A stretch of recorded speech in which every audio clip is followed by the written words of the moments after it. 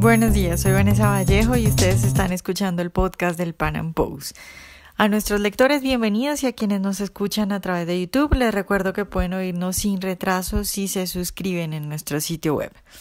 El ambiente político en España está bastante convulsionado. El independentismo catalán le ha pasado cuenta de cobro al presidente del gobierno español, a Pedro Sánchez. Le ha dicho: si no nos deja independizarnos, le retiramos nuestro apoyo y no va a poder gobernar. Entonces, pues la suerte de Pedro Sánchez es bastante incierta. Parece seguro que no podrá terminar el periodo presidencial. De otro lado, en medio de la crisis que atraviesa el PSOE, de las presiones del independentismo, de un PP supremamente debilitado, Vox, un partido nuevo, llenó el Palacio de Vistalegre en Madrid, y muchos pues ya empiezan a ver en este partido un obstáculo real para las próximas elecciones. En el podcast de hoy hablamos de todo esto, de cuánto puede durar Sánchez, de qué buscan los independentistas en el fondo, a qué juegan, y de Vox, que ha causado ya varias discusiones dentro del mundillo libertario, porque para algunos Vox es un partido nazi y para otros es el mal menor. Nuestro invitado es Jorge García Martínez, máster en Economía de la Escuela Austriaca por la Universidad Rey Juan Carlos de España. Jorge, buenos días y de nuevo gracias por estar con nosotros. Hola, ¿qué tal? Encantado. Saludos desde España, a Colombia y a toda América Latina. Un placer como siempre. Jorge, bueno, empecemos hablando de qué ha pasado con el ultimátum que Torra y el independentismo catalán le dio a Sánchez, porque pues yo no supe, acá no llegaron noticias de qué pasó con eso y al fin en qué terminó. Bueno, pues lo que pasa básicamente es que el gobierno de Pedro Sánchez es un gobierno que ha accedido al poder con los apoyos de los independentistas catalanes, con apoyos de independentistas vascos y con apoyos de partidos como Podemos. Entonces, ¿qué es lo que pasa? Que es un gobierno que depende de minorías que son extremadamente radicales. Y esas minorías quieren evidentemente romper el orden constitucional español. Entonces, claro, cuando el gobierno español accede al poder gracias a una minoría que quiere independizarse de España y romper con el gobierno español, pues eso evidentemente tarde o temprano trae problemas. Entonces es una muerte anunciada, es decir, Pedro Sánchez tarde o temprano iba a tener presiones de esas minorías que van a hacerle chantaje para que les dé lo que él quiere a cambio de que pueda seguir en el poder. Pero claro, lo que esas minorías quieren es la independencia y eso es algo que él no puede darles. Entonces ese es el problema. Entonces la cuestión está en ver cuánto dura esta situación de tensión y ver cómo acaba, porque evidentemente él no puede darles la independencia. Y las minorías, si no tienen esto, pues tarde o temprano acabarán presionándole para que convoque elecciones, pero eso es algo que él tampoco quiere, porque él sabe que con unas elecciones, si hubiese habido elecciones, habría ganado seguramente las elecciones Ciudadanos con Albert Rivera. Y ahora encima quizás presentarían partidos como Vox o partidos de ese tipo que a él no le convienen nada. Es decir, si hubiese elecciones mañana, probablemente el PSOE las perdería, ¿no? O quedaría muy, muy dañado. Entonces, bueno, pues es una situación de a ver cuánto aguanta el gobierno, a ver quién sale antes de...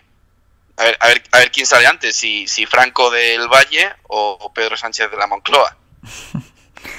Pero Jorge, ¿hay posibilidad de que los independentistas catalanes se echen para atrás y acepten apoyar a Sánchez sin pedir independencia y solo pues algún otro tipo de arreglos? ¿O tú crees que definitivamente no se van a echar para atrás?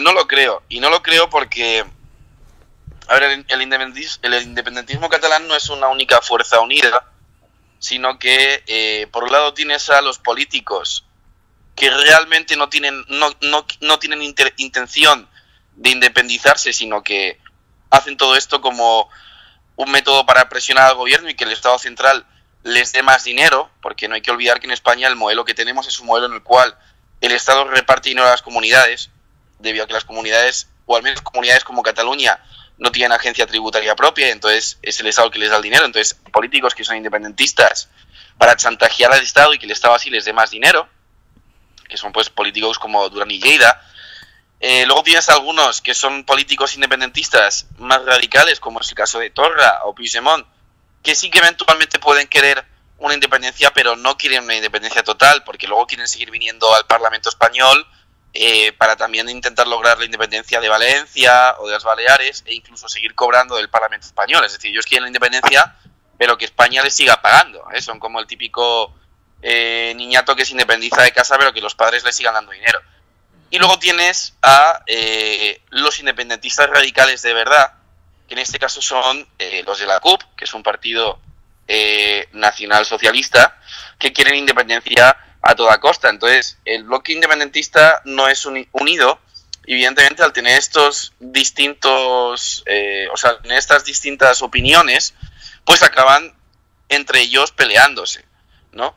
Así que sumar también que la gente independentista en Cataluña, y ya no me refiero a los políticos, sino al mero pueblo catalán, a la parte del pueblo catalán que es independentista, es gente que sí que quiere la independencia real y que es muy radical. Entonces,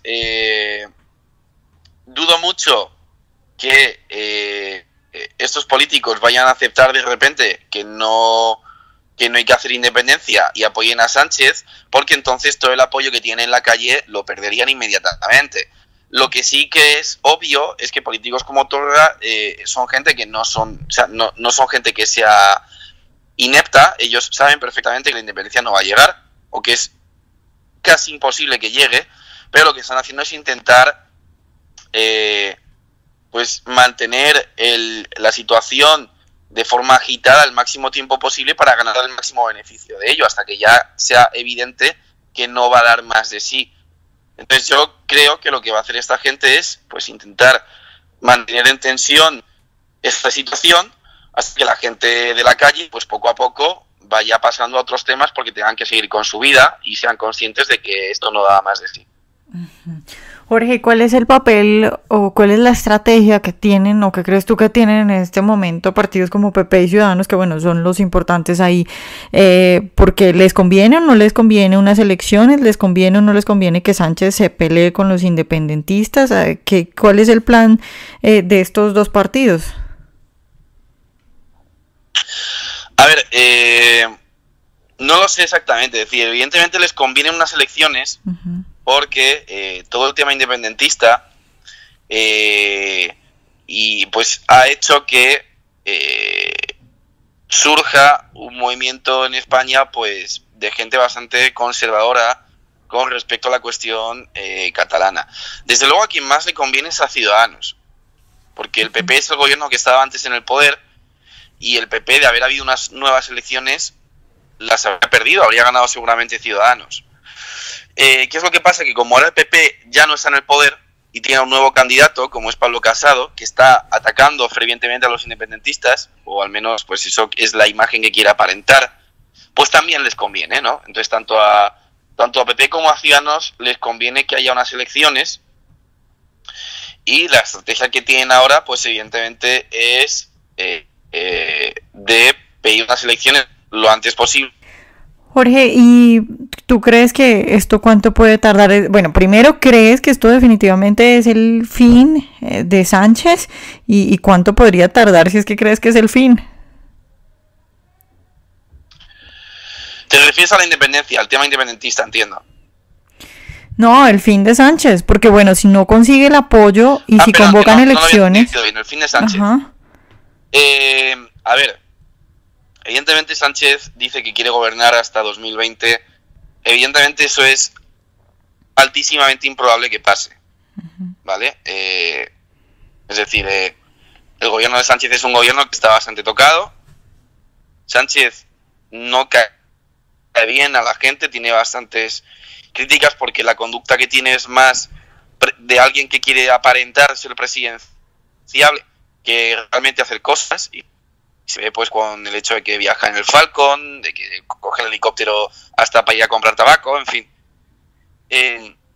Y luego es un gobierno que es muy débil porque está apoyado por partidos minoritarios radicales como Podemos, que de hecho Podemos es un partido que está ya básicamente bastante tocado y dañado, porque ya de por sí Pablo Iglesias caía mal, pero encima es visto como un hipócrita, ¿no? Porque se compra una mansión un chalet en Galapagar, y partidos radicales como pues los partidos nacionalistas catalanes, a los que ahora mismo la mayor parte de España, incluida gran parte de los catalanes, odia.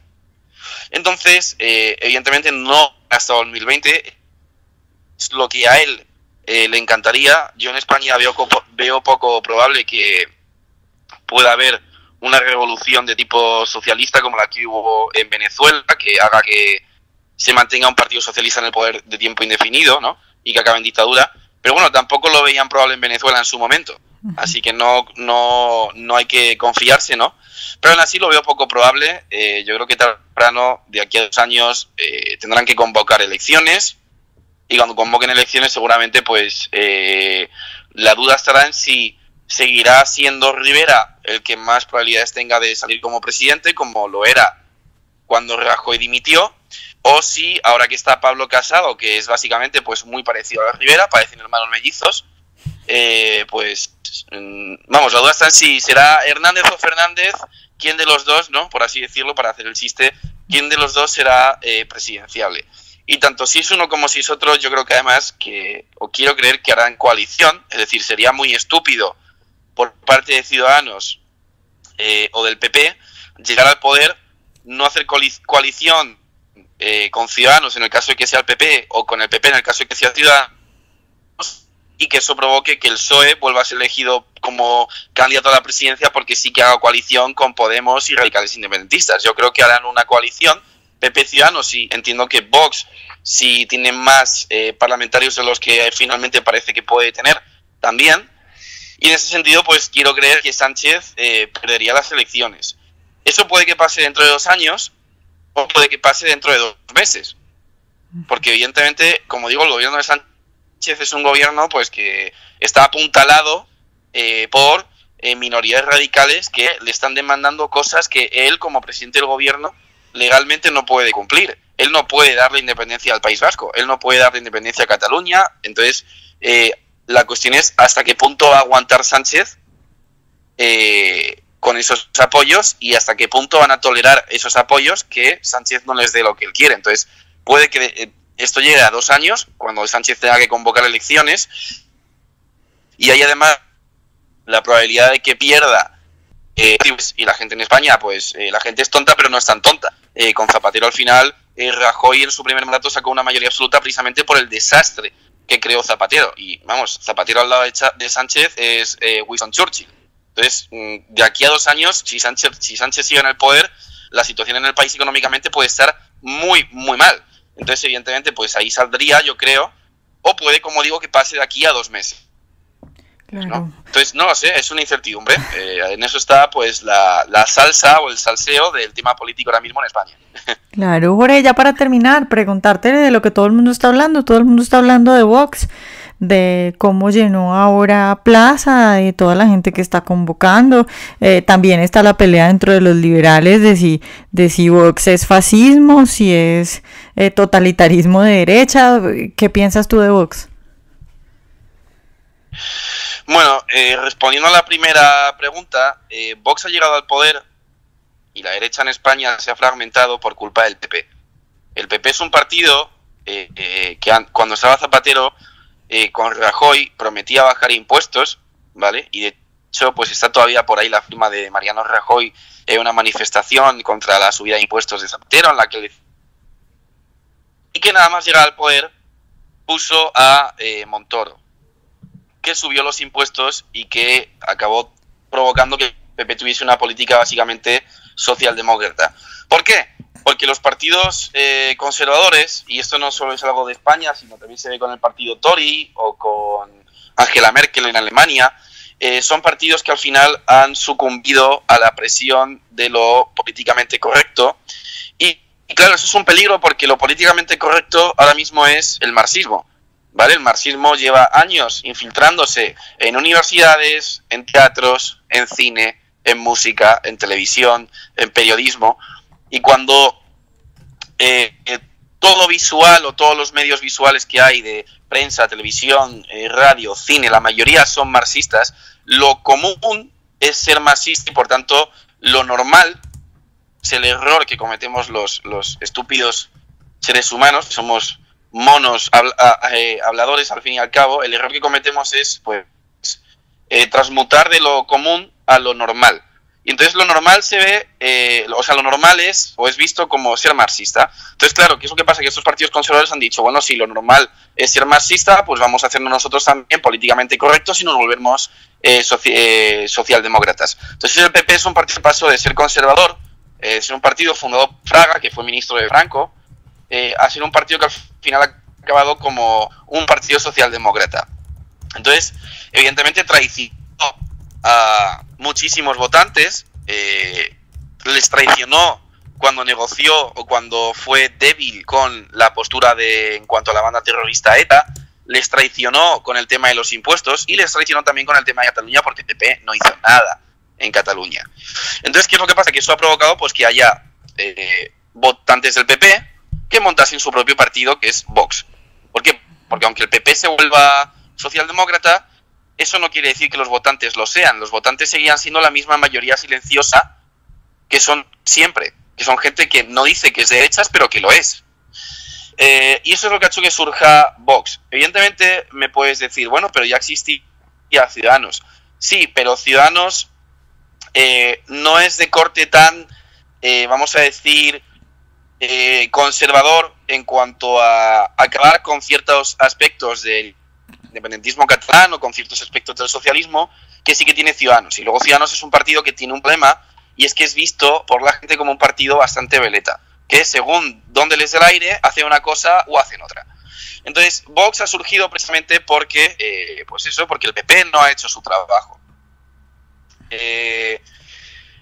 Y creo que va a tener bastantes votos. O sea, yo creo que Vox va a ser un éxito electoral bastante fuerte en España y que se va a notar. Y de hecho, a eso se contribuye el hecho de que toda la prensa socialista ahora les esté empezando a nombrar pues constantemente en las televisiones.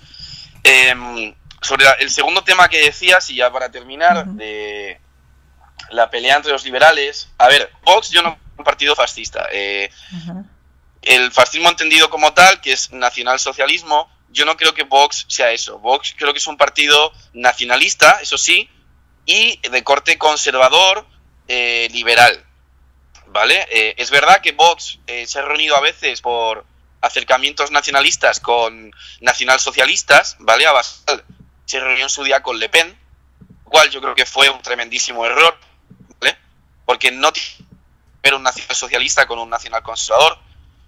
Pero, como digo, creo que Vox es un partido nacionalconservador, y nacionalconservador que además es conservador liberal. La diferencia entre un nacionalsocialista y un nacionalconservador es muy grande. Es decir, básicamente un nacionalsocialista puede ser Hitler, bueno, puede ser no, es Hitler, y un nacionalconservador sería alguien como Churchill, ¿vale? Ambos son nacionalistas, ambos defienden una nación fuerte, pero Hitler desde un punto de vista socialista y Churchill desde un punto de vista liberal conservador. Entonces, es una diferencia muy grande la que hay entre el nacionalsocialismo y el nacionalconservadurismo de tipo liberal. Vox es un partido nacional conservador liberal, más conservador que liberal, esto también es cierto. Y Trump, por ejemplo, sería un nacionalista conservativo, y digo conservativo y no conservador porque en Estados Unidos, como bien sabemos, ser conservador no implica lo mismo que en Europa. En Europa ser conservador implica pues proteger y resguardar tradiciones más de corte cristiano y de corte monárquico, y en Estados Unidos es ser un conservador constitucional, y eso es ser bastante más libertario ya de por sí de lo que puede ser aquí cualquier libertario o liberal que haya en España. Entonces, Vox, como digo, yo lo veo como un partido nacional conservador, que luego tiene muchas cosas que son liberales, y en ese sentido, pues bueno, creo que tiene cosas muy buenas y creo que tiene cosas no tan buenas, como todos los partidos. Es decir, no hay ningún partido ahora mismo en España que yo diga, bueno, pues es únicamente libertario y tiene posibilidades de llegar al poder, porque el PLIB, que es el partido que hay, que es libertario, pues tiene una cantidad de votos ridícula. Y la estrategia que tienen además es pésima, ¿no? A nivel de marketing. Entonces, dentro de lo que cabe, pues Vox pues como digo, tiene cosas buenas, tiene cosas malas, pero dentro de lo que cabe es lo menos malo.